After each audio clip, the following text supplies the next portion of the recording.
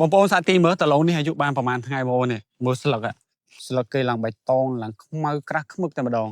ហើយដុះមកគឺដើមធំឆ្លុះល្អបងប្អូនគេដើមមានកម្លាំងហើយ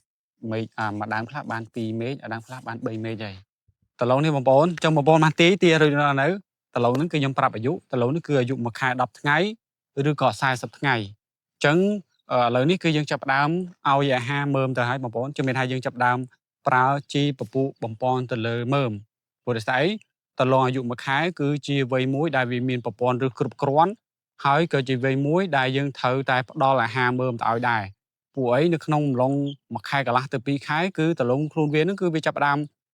សម្គាល់ថារឹសណាដែលផៅរឹសណាដែលមានកម្លាំងគឺវានឹងរុញទៅជាមើមហើយតែបើសិនជាយើងអត់បានឲ្យអាហារមើមនៅក្នុងតឡងអាយុ1ខែឬក៏1ខែជាងនឹងទេ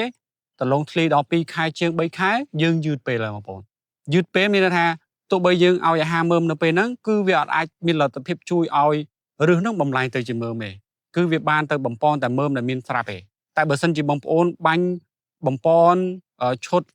ជីអាហារមើមនៅក្នុងដំឡូងអាយុ1ខែគត់ឬក៏1ខែជាងគឺ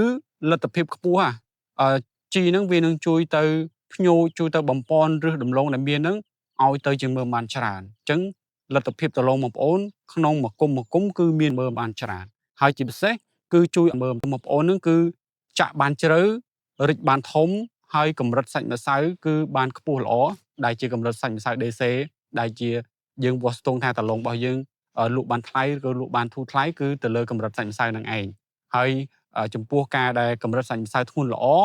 ជំរាបថាទម្ងន់តោនបងប្អូនប្រមូលផលក៏បានច្រើនដែរអញ្ចឹងសម្រាប់បងប្អូនដែលទស្សនាវីដេអូនេះបើសិនជាចង់បានជីថ្នាំយកទៅប្រើប្រាស់លើដំណាំតឡង